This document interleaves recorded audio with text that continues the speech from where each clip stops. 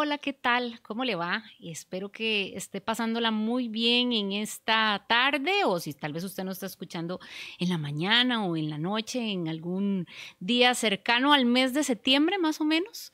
Estamos muy felices transmitiendo una vez más nuestro podcast de Expresivo al Aire, este formato que tenemos en Teatro Expresivo para crear un poco más de contenido de valor para nuestra audiencia, para los públicos que vienen a disfrutar de nuestros espectáculos y salen siempre de los teatros que llegan a buscar información a la casa de quién era el elenco, de dónde salió la obra, la adaptación, en fin, de todas las cosas que la gente siempre está ávida de saber, ya sea después o también antes de ir a ver un espectáculo. Pues aquí les tenemos este formato que preparamos siempre con mucho cariño para tener a la audiencia pues bien informada sobre lo que está pasando en nuestro escenario y también delante y detrás de él.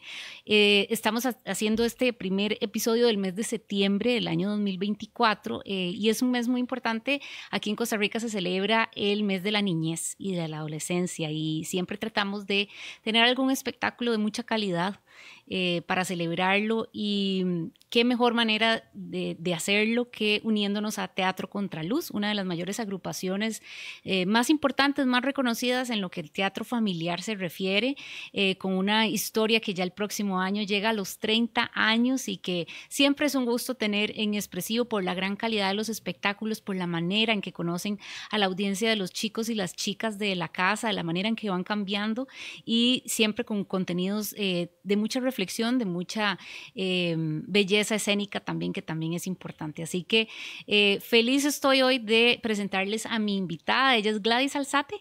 Gladys es una mujer de teatro. Tengo que decir que su carrera y su trayectoria es enorme. Ha estado desde la institucionalidad pública hasta lo independiente, principalmente con Teatro Contraluz, que como les decía es una agrupación muy reconocida.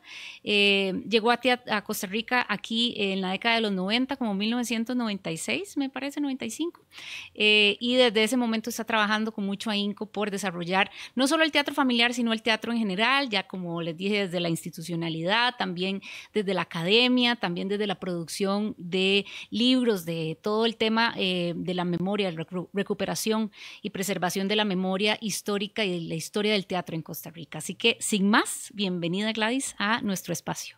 Muchas gracias, Natalia, por esa presentación tan especial. Bueno, espero haberte hecho un poquitito de honor a toda la gran trayectoria que tienen ustedes, porque de verdad, tanto vos como José, tu compañero, han hecho un trabajo muy tesonero. Y tengo que decirles que además de Yo Soy Pinocho, que es la obra que estamos presentando con motivo del mes de la niñez, Teatro Contraluz es responsable de muchísimas obras. Tal vez en los últimos años usted ha visto Una niña llamada Ana en el Teatro Nacional. ¿Qué otra obra han presentado en los últimos años? La Isla Rota. La Isla Rota, que se presentó en Teatro Expresivo. Ajá, y en otros espacios también del país, y siempre con este carácter muy itinerante, muy de presentarlo en varias salas del país, pero también de ir a comunidades. Es uno de los grupos de teatro que más territorio han recorrido en Costa Rica, han ido de cabo a rabo con sus espectáculos, buscando siempre nuevas audiencias, dándole buen contenido a los niños y las niñas y en general a todas las familias con espectáculos muy, muy hermosos. Así que, Gladys, sin más, conversemos un poco sobre esto. Yo Soy Pinocho, que lo tuvimos en cartelera en Expresivo cuando se nos vino la pandemia. Tuvimos que parar, salir todo el mundo corriendo para la casa y quedamos siempre con ese pendiente de ay, ¿qué hubiera pasado si hubiéramos tenido Yo Soy Pinocho? Y en este momento pues lo podemos retomar. Contanos la historia detrás de Yo Soy Pinocho, una versión de ustedes de Teatro Contraluz. Bueno, sí, Yo Soy Pinocho es un espectáculo que queremos muchísimo. Era algo que queríamos hacer muchos años atrás, ¿verdad? Una obra que queremos mucho, la novela de Carlo Collodi. Se la habíamos leído a nuestros hijos, que ya son grandes, y bueno, durante muchas noches estuvimos leyéndolo y disfrutándolo. Y siempre decíamos, queremos hacer esta versión. Pero es una obra grande, compleja, ¿verdad? Porque tiene muchos personajes y no queríamos tampoco simplificarlo, queríamos como hacer una versión con la que pudiéramos darnos el lujo de explorar la parte artística, crear una versión muy propia, porque es un personaje universal muy rico del que se han hecho películas, fábulas, ¿verdad? Cada una con su propia personalidad. y decidimos hacer esta versión expresionista además, en la que jugamos como con un poco de la locura de los personajes.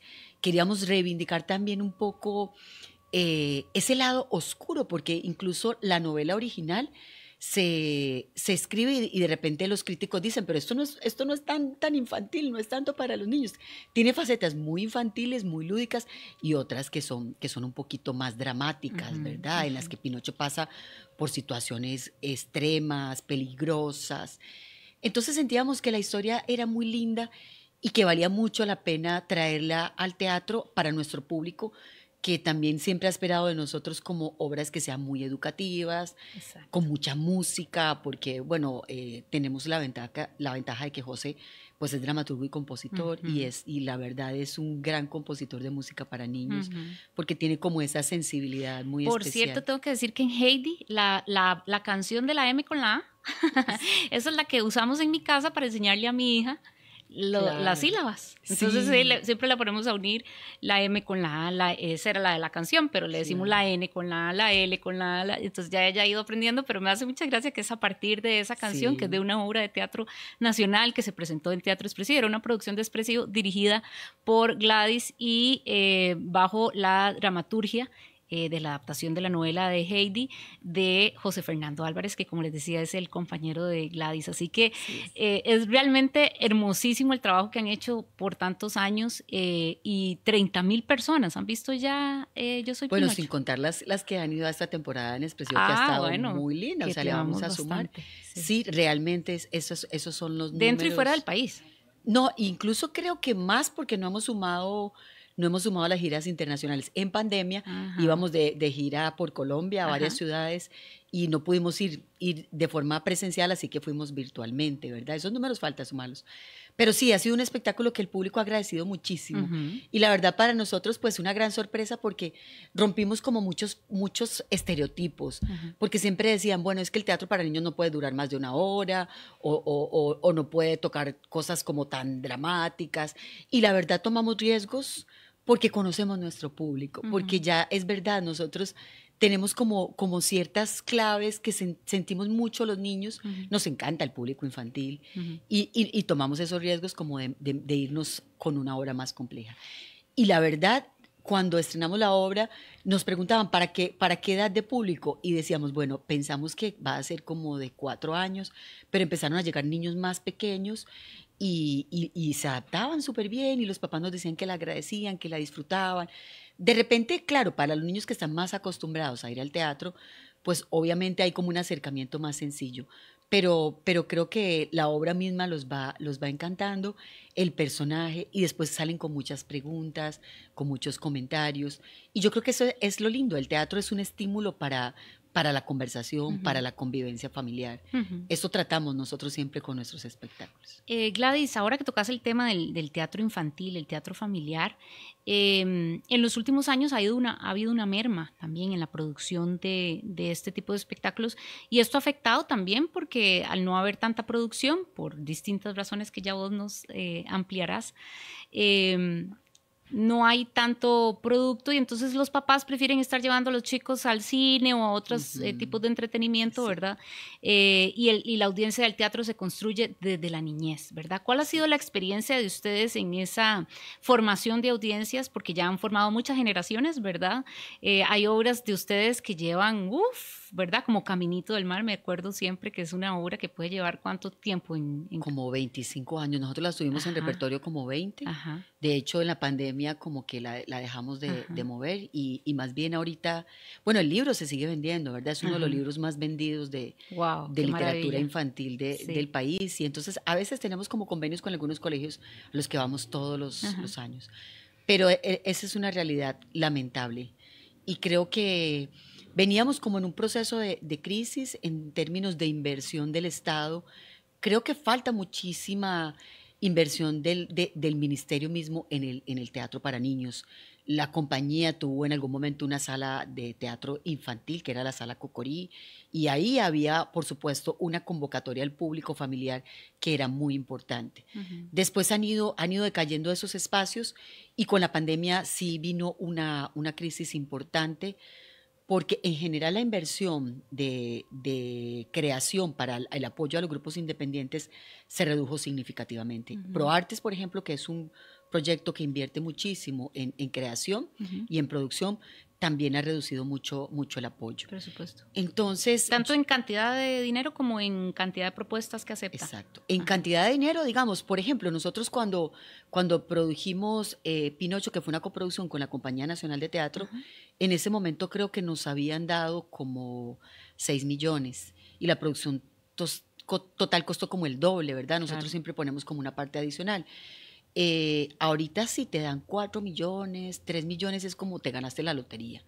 Y la verdad es que eso no alcanza ni siquiera para pagar los ensayos ni las funciones.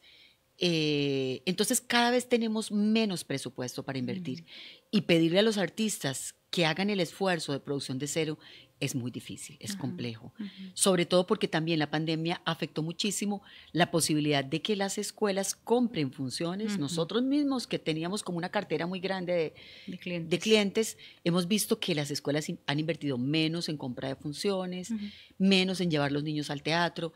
Entonces necesitamos generar realmente una reactivación. Por eso ahora quisimos volver con Pinocho, porque necesitamos como impulsar todos de nuevo esa reactivación y que las escuelas sientan que vale la pena esa experiencia con toda la calidad que el espacio teatral permite, ¿verdad? Con luces, con la música, con la parte sonora bien equilibrada. Porque a veces, bueno, y cuando giramos, pues hacemos lo mejor posible. Nosotros siempre tratamos de tener como una infraestructura técnica muy buena, pero nunca será igual que ir al teatro. Claro. Sí, no.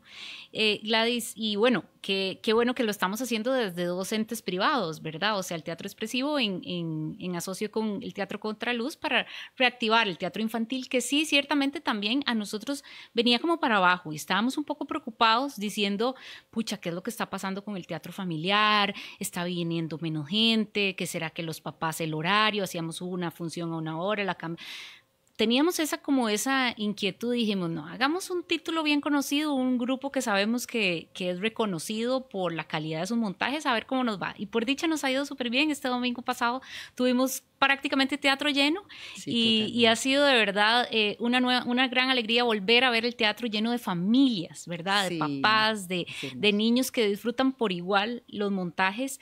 Y Gladys, esto todos ustedes lo han desarrollado, si bien con algunos fondos y en coproducción con organizaciones del Estado, desde lo independiente, desde un emprendimiento, una empresa que ya dejó hace muchos años de ser una empresa pequeñita, nada, es una empresa que ha empleado a una gran cantidad de actores y actrices a lo largo de los años y que se ha mantenido vigente a pesar de muchas, y siempre reinventándose, ¿verdad? Entonces, contanos un poco cómo ha sido también tu experiencia como empresaria del mundo del teatro en Costa Rica, que es difícil. Sí, bueno, yo creo que hay como una interacción permanente que hemos tenido nosotros por mucho tiempo con la empresa privada, ¿verdad? Nosotros recorrimos, sí, así como vos decís, de punta a punta Costa Rica muchas veces con Dos Pinos, con la Vaca Lula, y creamos los espectáculos para Lula durante muchos años, siempre con una idea de que fueran espectáculos muy educativos, y además que nos dieran la oportunidad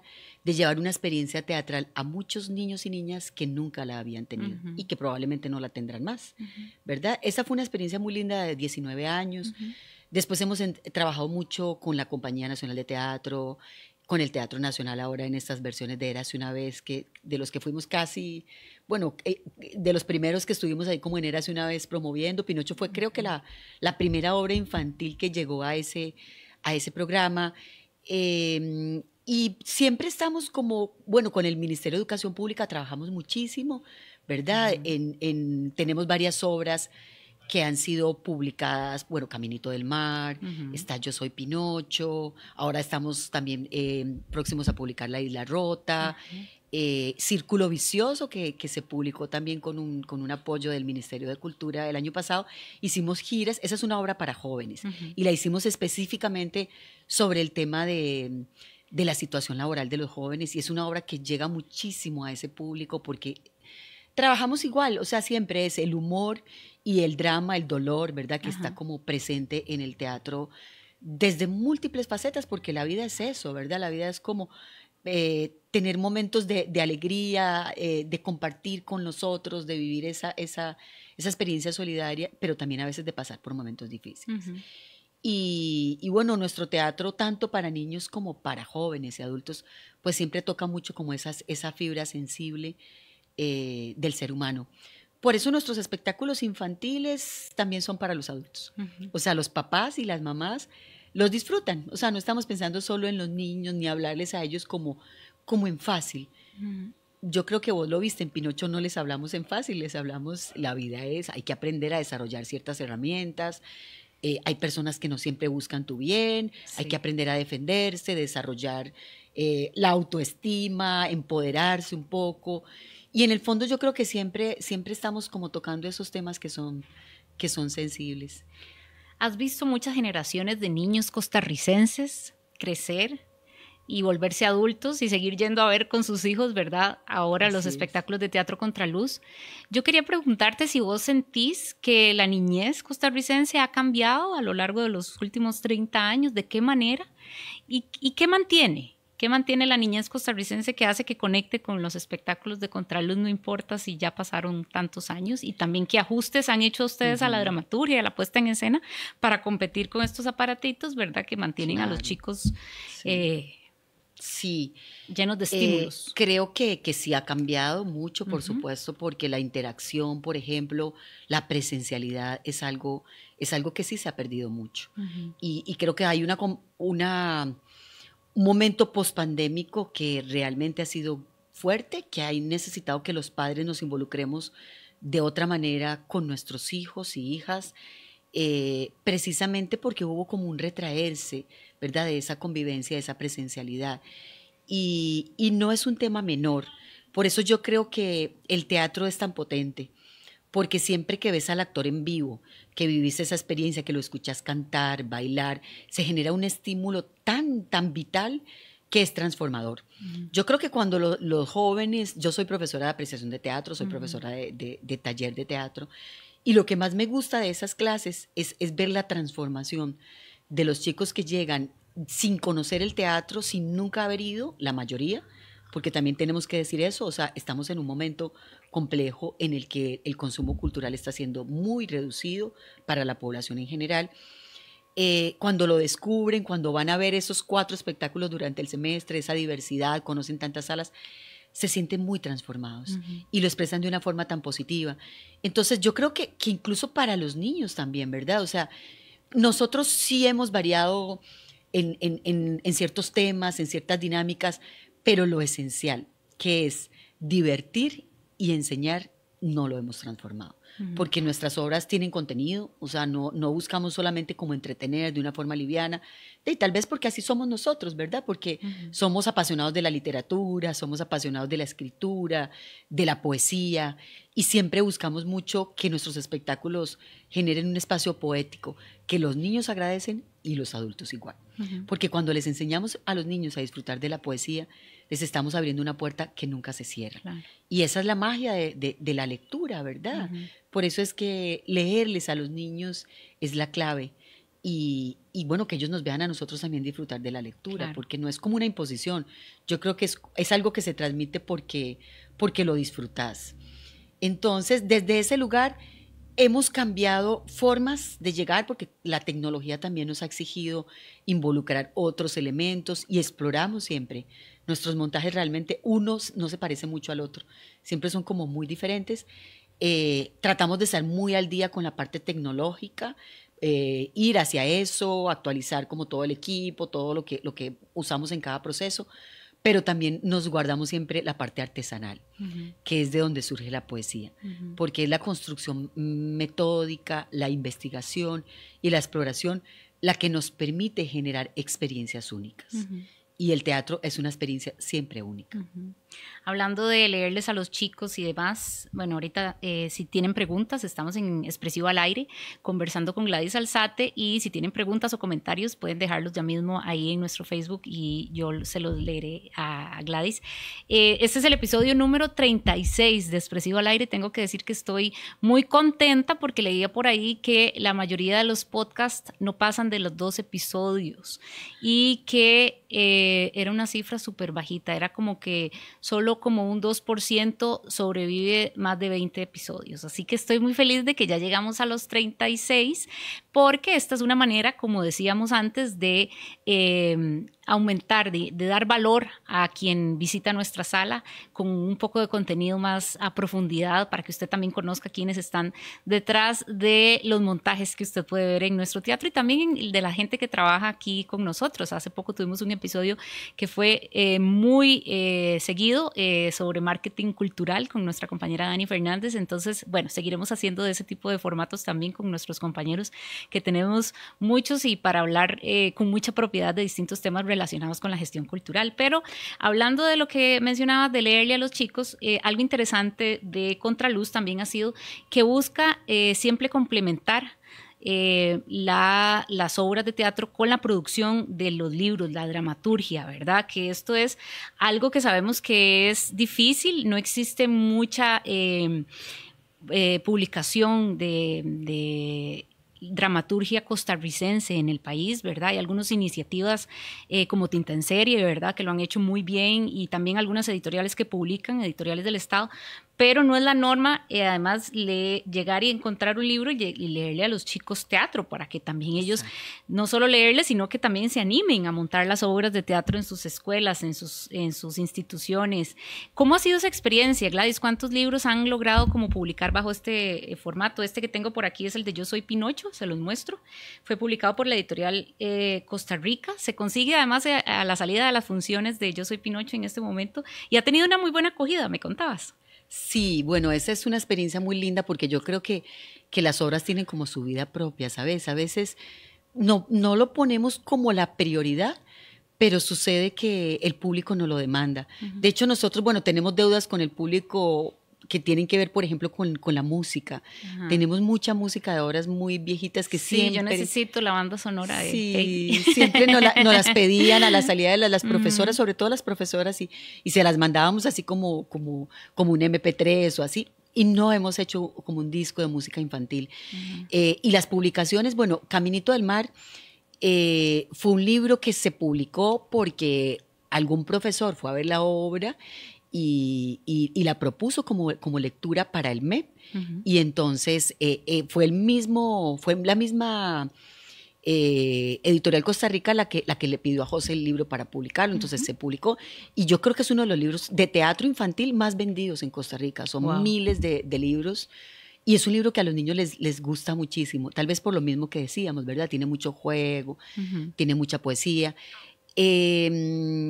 Y bueno, después tenemos Yo Soy Pinocho, que tiene esta versión que había publicado el Ministerio de Educación Pública con Érase una vez. Tenemos publicado Una niña llamada Ana, que es más para jóvenes, como para escuela media. ¿Con quién está publicado? Ese está publicado con el MEP también. Y después ahorita que nos pidieron de la editorial Costa Rica la publicación de Yo Soy Pinocho, justamente para el aniversario de la publicación de la novela de Collodi. Se publicó la novela en unas ilustraciones hermosas, y esta versión ilustrada por Ruth Angulo. Ella había hecho las ilustraciones del MEP, y entonces, bueno, ahora tenemos como estas dos versiones que son muy lindas. El libro tiene más ilustraciones que la primera versión. Esa primera versión era para regalarla, y ese es el que estamos vendiendo en la editorial de la Universidad de Costa Rica. De ilustraciones. En general es muy bonito el formato de la publicación, porque es letra grande y siempre, casi que en todas las páginas hay una ilustración, por pequeñita que sea. Así que de verdad me parece, a mi hija le encantó. Y son preciosas las ilustraciones. Sí, y además el libro tiene mucho colorido adentro, que también es muy importante para ellos, ¿verdad? Donde ven, o sea, hay páginas de distintos colores. Entonces me encantan estas publicaciones que está haciendo la editorial Costa Rica, y me encanta más que haga teatro. Muy lindo. Y que haga teatro, porque realmente, como vos decías, se publica muy poco teatro, ¿verdad? Bueno, el año pasado se publicó Erasmus también, que es otra obra nuestra, pero esa ya obra... para público adulto. Para público adulto. adulto, que la publicó el Teatro Nacional, y publicamos también Círculo Vicioso, que es una obra con la que giramos por colegios el año pasado con el Ministerio de Educación Pública. Como te decía, es una obra que queremos muchísimo porque fue un homenaje a Jairo Mora, ¿verdad? Ese ambientalista asesinado en Limón. Y bueno, no sé, como eso te digo, las obras tienen como su vida propia, a veces tienen como esas oportunidades, por ejemplo, de que lleguen a la publicación, y eso es muy lindo. O sea, para nosotros no ha sido como nuestro objetivo, pero ha sucedido. Y ojalá que todas las obras las pudiéramos publicar, porque sabemos que para los docentes el teatro es una fuerza, es una herramienta muy, muy importante. Gladys, por aquí pregunta David Zúñiga Quirós, aquí en sintonía, pregunta para Gladys, ¿cuál ha sido la obra de teatro más retadora de hacer en toda tu carrera? Uy, la que estoy haciendo ahora. la actual. Es que siempre yo creo que cada espectáculo tiene sus retos en términos de la infraestructura con la que trabajas, de las condiciones técnicas que tenés, del espacio mismo, cómo lo vas a manejar, del tipo de elenco. Entonces, yo creo que sí, casi siempre la más retadora es como la que tenés en el presente, porque es como la demanda de superarte a vos mismo, ¿verdad? De qué estoy explorando ahora, con qué estoy conectando con esta obra, qué es lo que quiero decir o qué es lo que quiero hacer con este espectáculo, a dónde quiero llegar. Y sí, efectivamente, bueno, estoy en este momento en temporada en el teatro, en la Universidad de Costa Rica, en el auditorio de la Escuela de Estudios Generales, con una obra que se llama 2020, tocando el tema justamente de la salud mental de los jóvenes y el vínculo con todas las redes sociales y la dependencia de las redes sociales. Súper importante. ¿Eso es con el Teatro Girasol? Con el Teatro Girasol. Ok, los estudiantes de la Universidad de Costa Rica realizando un montaje. ¿Y de quién es el texto? Es mío, es una dramaturgia. Bueno, lo creé en creación colectiva con los estudiantes de Girasol. Ellos no son estudiantes de teatro, son estudiantes de todas las carreras. Pero es muy linda la experiencia, es preciosa. Qué bello, qué lindo. Entonces, y además sos docente en la Universidad de Costa Rica. Yo soy docente, sí, soy profesora de la cátedra de teatro de la Universidad de Costa Rica. Entonces ahora estamos en temporada, este último fin de semana tenemos funciones de esa obra. Y bueno, a partir del 20 de septiembre estrenamos un espectáculo también de una producción independiente de Garuda Producciones. La obra se llama Mi hijo solo camina un poco más lento. Sí, que la tienen que ir a ver. También actúa una de nuestras queridas compañeras, Carla Barquero, ¿verdad? Dirigida por Gladys. Y también otro montón de colegas teatreros muy queridos. De verdad que es una obra bellísima. Yo la vi en Perú hace unos años, que fuimos a presentar El Señor de las Moscas, y una noche me escapé al teatro y pude ver esa maravilla de obra. Estaba embarazada, entonces lloré toda la función y sola, para peores. Sí. Pero sí es un texto súper sensible, y bueno, con la dirección de Gladys, que sé que la buscaron por precisamente ese quería que fuera mi siguiente pregunta. ¿Tenés claro cuántos montajes has dirigido a lo largo de tu carrera? Vieras que no he hecho como el recuento, pero no sé, más de 30, no sé. Porque sí, desde muy joven empecé como con ese gusanito de hacer teatro desde el colegio, ¿verdad? Desde niña, por ahí veía en alguna entrevista que vi que desde chiquitita estabas ahí dirigiendo a tus compañeros en la escuela en Colombia. En la escuela de fijo, sí, y en el colegio, y entonces como que siempre tenía esa facilidad como para ordenar a la gente y ponerla a hacer cosas. Y bueno, es como una vocación, ¿verdad? Que tenés. Pero la dirección sí me encanta, es como algo que me fascina, porque es como ver nacer algo. Es como otro hijo cada vez que... Sí, desde la idea hasta materializarlo, y después verlo crecer y desarrollarse, porque el estreno es un momento, pero las obras crecen y cambian, y eso es hermoso. Gladys, ¿qué pasa? Que no tenemos tantas directoras mujeres, cuesta mucho encontrar mujeres que dirijan en Costa Rica. ¿Qué pasa? Más allá de lo evidente, lo obvio. Yo creo que efectivamente ha sido un tema histórico, ¿verdad? Ese romper el techo de cristal. A mí me tocó hacerlo, ¿verdad? O sea, cuando yo llegaba a los teatros era muy raro que una mujer estuviera dirigiendo, y de hecho los técnicos y las personas del teatro se dirigían a mi compañero como si él fuera el que estuviera dirigiendo, y él les decía, no, es ella la directora. Y bueno, es una lucha que hemos tenido que dar fuerte. Yo creo que ya ahora se ha instalado más como la posibilidad de que dirijamos. Pero también yo creo que las mujeres tenemos retos enormes en todos los campos, ¿verdad? El de la dirección es uno más, en el sentido de que tenemos muchas responsabilidades sociales, muchas cargas, y a veces es sí, como poniendo el cuerpo, que logras hacer como tareas como estas, porque lo tenés que hacer como en el tiempo extra, digamos, yo soy directora, pero también soy profesora, y también soy productora y soy gestora cultural. Investigadora, que ahorita vamos a hablar un poquito de Bueno, eso. y todo eso pues también es porque creo que estas tareas son complementarias, pero mucho de la gestión cultural y de la producción lo tenés que hacer para poder ver nacer tus obras artísticas, porque no hay mucho apoyo, no hay muchas instancias en las que las puedas hacer. Y bueno, Contraluz surge como un espacio para apoyar nuestras locuras, ¿verdad? Y para decir, hey, nosotros podemos hacer esto, inventémonos una empresa que tenga como un respaldo jurídico. Y bueno, vivir como empresa en este país no es fácil. Las cargas han sido cada vez más y más y más. Y yo creo que somos de las pocas que subsisten. Que todavía sobrevivimos como empresa. Como empresa y más del mundo cultural, ¿verdad? Exacto. Es difícil. Gladys también nos pregunta por aquí, alguien más, para vos, ¿cuáles son las principales diferencias entre dirigir espectáculos familiares y montajes para adultos? Bueno, yo no lo veo como en términos de calidad. Para mí, tanto los montajes para niños como para adultos tienen un nivel de exigencia que debe ser el mismo. Creo que el concepto de cómo te vinculas con el público y cómo puedes ahondar en ciertas problemáticas, obviamente se trabaja diferente, ¿verdad? Porque al niño le tenés que llegar con, con elementos muy lúdicos siempre, ¿verdad? Es mucho juego, pero desde el juego puedes ir ahondando en momentos que pueden ser preguntas esenciales para ellos. ¿Cómo solucionás? ¿Cómo acompañás? ¿Cómo resolvés? Y desde eso es como muy pedagógico.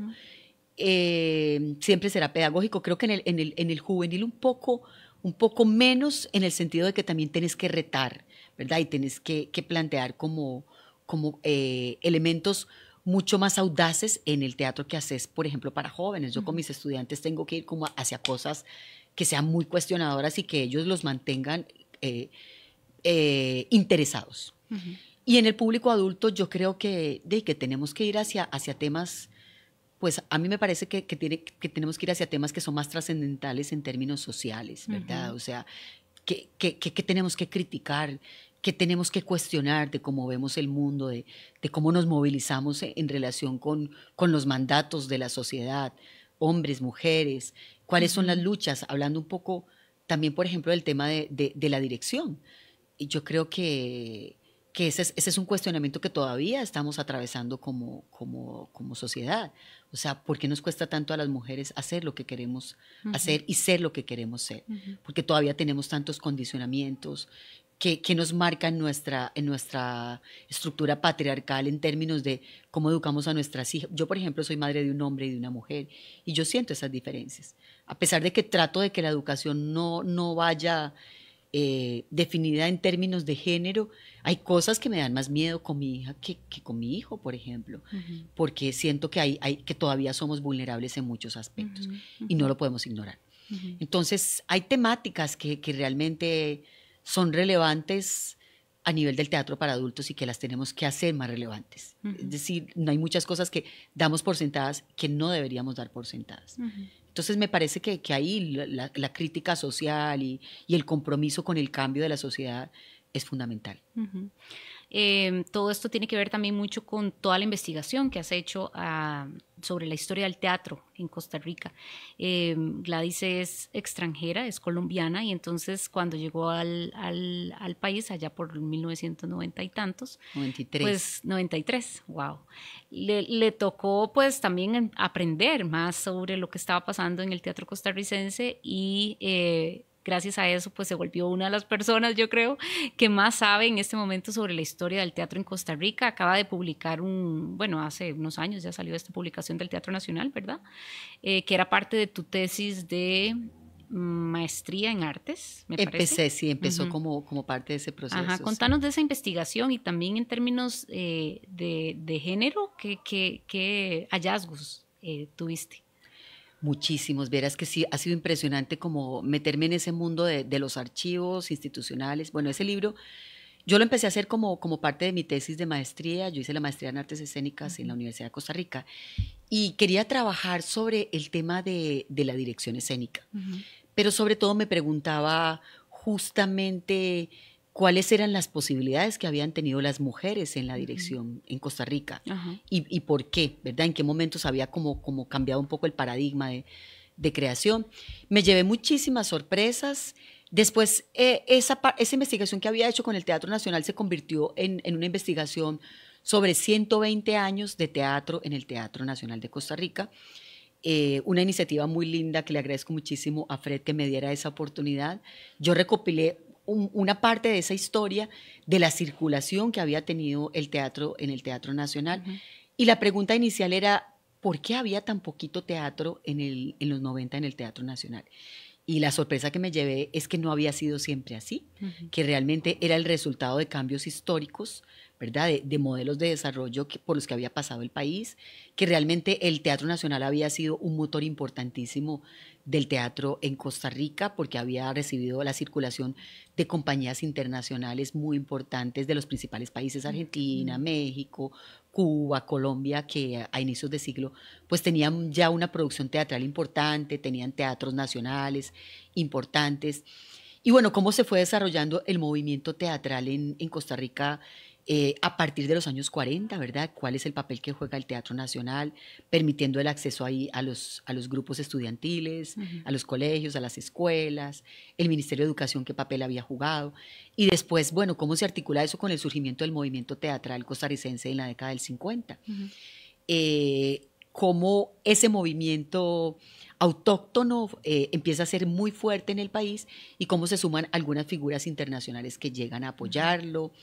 Esa alianza que ha tenido tan bonita Costa Rica siempre de recibir a los extranjeros, de abrirle el espacio como nosotros y de convivir de una forma armónica para que podamos producir conjuntamente muchas cosas. Esa es la historia realmente del movimiento teatral costarricense, esa convivencia permanente entre los costarricenses y los extranjeros que llegaron. Después viene todo el movimiento de grupos independientes en la década del 60, que fue muy importante de toda América Latina. Se cambia el paradigma del teatro español, que era el que marcaba los escenarios, hacia un teatro mucho más latinoamericano, norteamericano. Entonces cambian como, ¿verdad? Como las líneas de producción, las dramaturgias. Y ya después en los 70 la migración fuerte por todo el fenómeno de las dictaduras. Entonces todo eso se va visualizando en la programación del Teatro Nacional de una forma así transparente, hermosa. ¿Qué rol juegan las mujeres en toda esta historia? Digamos que por ejemplo, en esos 120 años que yo estudié, prácticamente las mujeres llegan al teatro más como actrices, mucho al principio, pues muy señaladas por hacer teatro, muy poco en los roles de dramaturgia, o sea, dentro de ese periodo básicamente solo hay 4 mujeres que escriben teatro, ¿verdad? Que se les monta en el que se presentan ahí. Que se presentan en el cuyos textos se presentan en Exacto. el teatro. Y directoras es un número similar, 4 o 5 mujeres. Digamos que son directoras de un espectáculo ya que está presentado para público general. Muchas sí llegan como docentes y dirigen algunos montajes estudiantiles. Muchísimo del trabajo que se hace de teatro en las escuelas y colegios lo hacen las mujeres. Yo creo que esos son como grandes hallazgos. Y bueno, eso nos marca una brecha importante. Obviamente, en los 80 empiezan a aparecer otro fenómeno, que muchas más mujeres empiezan a escribir teatro y otras mujeres a dirigir. Los 90 es una década diferente porque ya hay una presencia de mujeres directoras y más dramaturgas. Y a partir del 2000 hay un fenómeno muy interesante que obviamente hay como un cambio, un relevo generacional en el que ya las mujeres, o sea, siglo XXI, tenemos un rol de mayor liderazgo en el teatro del país. Y ahora podemos decir que en las escuelas, pues yo creo que las mujeres ya llegan a estudiar teatro como con mucha claridad de que pueden ser directoras y que pueden ser dramaturgas, ¿verdad? Eso no nos pasó a nosotros. Pero eso no siempre fue así, exactamente. No. Estos libros, este libro que mencionabas, Gladys, ¿cómo se consiguen? Porque es parte de una colección, ¿verdad? Son como 4 o 5 libros que se hicieron bajo la dirección de Fred Herrera en el Teatro Nacional durante el periodo que él estuvo de director y son muy interesantes. Recuerdo que hay sobre la danza, sobre el teatro como monumento, el teatro como lugar social, ¿verdad? Muy interesantes. Entonces, ¿cómo se consiguen estos libros por si alguien que nos está escuchando quiere? Sí, bueno, esta fue una colección que se gestó para la celebración del 120 aniversario del Teatro Nacional. Y Fred, que fue el que la inició, llamó a un especialista de cada campo, ¿verdad? Ajá. Había en danza, en música, en canto lírico, Ajá, sí, en sí. teatro, en la parte plástica del teatro, específicamente arquitectura, después también la parte más social, sociológica, Ujú, histórica, ujú. histórica, de hecho, porque ahorita faltan 2 libros por salir. Ah, sí. Han salido 5 libros de la colección, que Ajá. son de danza, teatro, música, canto lírico, de la parte arquitectónica, Ajá. y queda uno histórico que es Patricia Fumero y otro que es más desde la perspectiva sociológica, Sociológica, Juan qué Antonio. interesantes. Entonces quedan 2 por completar la colección, que al final va a ser de 8 libros. Ajá, ¿y cómo se consiguen? Esos libros los publicó la editorial de la Universidad de Costa Ajá. Rica y están en la colección de la Universidad de Costa Rica y se pueden conseguir tanto en la librería como a nivel digital. La librería en la librería universitaria. De la librería de la Universidad de Ujú, Costa Rica y ujú. también se pueden bajar de forma digital, Ah, ¿verdad? maravilloso, qué Sí. bueno. Sí, sí, maravilloso para el acervo histórico costarricense. Y bueno, Ah, sí, es una colección preciosa. ya vamos terminando la entrevista y hoy queríamos hablar de Yo Soy Pinocho, pero no podíamos perder la oportunidad de conversar con Gladys porque nos parece que es parte de la memoria del teatro en Costa Rica, de las artes, una conversación con ella, así que no podíamos perder la oportunidad de hacer un poco más de reflexión y de que nos contaras también un poco de voz en otros de los ámbitos en los que te mueves siempre desde el teatro. Hagamos una última invitación para que toda la gente llegue el domingo. Nos quedan todavía 3 más, ¿verdad? ¿3 o 2? 3 funciones, sí. Sí, este domingo, dicho sea de paso, importante, tenemos función doble porque es el Día del Niño. El lunes es el Día del Niño y de la Niña, el Día de la Niñez. Y vamos entonces a celebrarlo con función doble este domingo a las 11 de la mañana y a las 2 de la tarde. Para que vayan a comprar sus entradas desde ya, porque como les digo, se llena bastante. Mucha gente llega al teatro infantil a comprar sus entradas el mismo día, pero corren el riesgo de que ese día no haya entradas. Así que www.expresivo.cr para que adquieran esas entradas desde ya. Y Gladys, ¿por qué la gente debe ver Yo Soy Pinocho? ¿Por qué hay que llevar a los chicos a ver Yo Soy Pinocho? Pinocho es una obra desde el origen, ¿verdad? Ha trascendido porque es enorme, es grande, en el sentido de que nos deja muchas enseñanzas, tanto a los niños, ¿verdad? Que aprenden que la vida es una escuela, que cada día salimos a la calle y nos topamos con cosas con las que tenemos que convivir, superar, ¿verdad? Que encontramos gente buena que nos cuida y nos ama y siempre está tratando de que salgamos adelante, y gente no tan buena, ¿verdad? Que a veces quiere aprovecharse de nuestra ingenuidad, de nuestros puntos débiles. Y yo creo que eso es lindo porque los niños entienden eso, acompañan al personaje de Pinocho, lo salvan en muchos sentidos, le ayudan a salir adelante, y además porque Pinocho tiene sorpresas todo el tiempo, ¿verdad? Él se equivoca, él miente, él se divierte y se deja ir en la diversión, ¿verdad? Pero no entiende que es como un punto de equilibrio entre divertirse y ser responsable, ¿verdad? Y ese punto de equilibrio es el que Pinocho nos enseña también hasta los adultos, ¿verdad? Y yo, si me permitís, voy a agregar que es una de estas obras que no le da todo servido a los chicos, sino que es un abrebocas para iniciar una conversación en la casa sobre lo que estuvo bien, lo que hizo mal, si Pinocho se equivocó, ¿verdad? A veces no sé si percibo como mamá ahora mucho contenido como de protegerlos, como si estuvieran en una, ¿verdad? Una burbujita de cristal y que nadie los puede, y no hay que exponerles a nada malo que está pasando en el mundo y eso les puede generar un trauma y tal, ¿verdad? Y a veces no, hay que decirles, no, Pinocho le hizo caso a los que no le tenían, no le hizo caso al papá.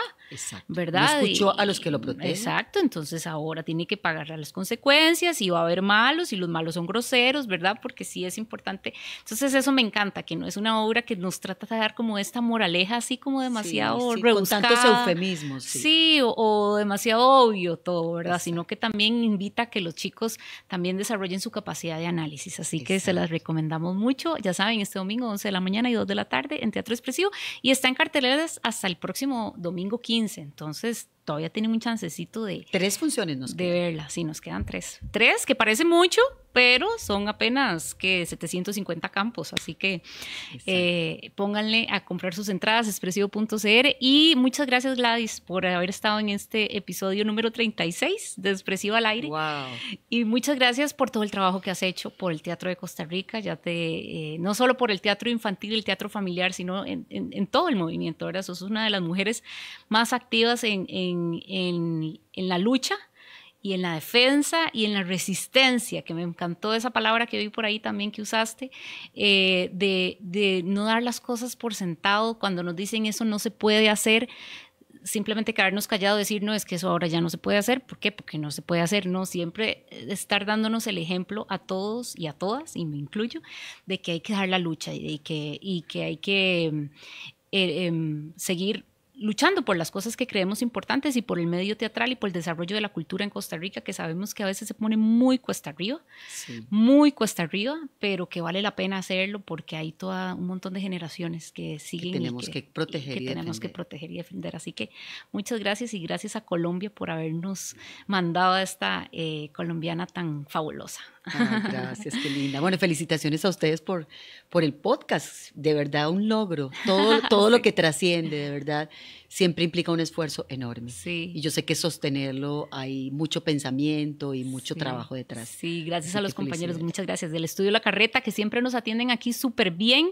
Si necesitan un lugar bien ubicado, céntrico, vean, está en Barrio Amón, si están en el este o en el oeste, no importa, aquí en el centro confluyen y tienen un lugar bonito, con la iluminación adecuada, los equipos de sonido maravillosos y unos técnicos súper amables, y además dan un agua y un cafecito. Hoy estamos tomando agua porque hace mucho calor, pero dan un cafecito delicioso. No, en serio, de verdad, si quieren venir a grabar distintos formatos, entrevistas, podcasts, transmisiones en vivo para profesionales, para empresas, el podcast, yo siempre digo que es un espacio ideal. Pienso que tal vez la gente, esto que decía antes de por qué los podcasts mueren tan rápido, pienso que es que mucha gente cree que va a hacer plata, va a monetizar en 3, 2, 1, y no, esto es un ejercicio, es una carrera de resistencia. Sí. Y sirve mucho para aumentar valor a las clientelas, aumentar valor a los profesionales. Son espacios más distendidos, donde no importa si lo están escuchando 10, 20, esos 10, 20 son potenciales compradores, clientes, seguidores de una marca o de una organización. Así que los invito de verdad a explorar este formato porque vale mucho la pena y es muy satisfactorio todo lo que se puede hacer desde aquí. Desde Estudio La Carreta en Barrio Amón, despedimos entonces este episodio de Expresivo al Aire y los invitamos a sintonizarnos próximamente, también a visitar nuestro Spotify, nuestro canal en Spotify, donde están todos los episodios que hemos hecho desde el día 1, para que usted también se empape un poco de lo que está sucediendo, conozca algunas personalidades con las que hemos estado conversando por ahí. No importa si ya pasó el evento que estaban haciendo, de verdad que algunos han sido con unas clases maravillosas de historia y de arte, y que los invito entonces a repasar en Spotify, Expresivo al Aire. Muchísimas gracias y nos vemos en la próxima ocasión en un episodio más.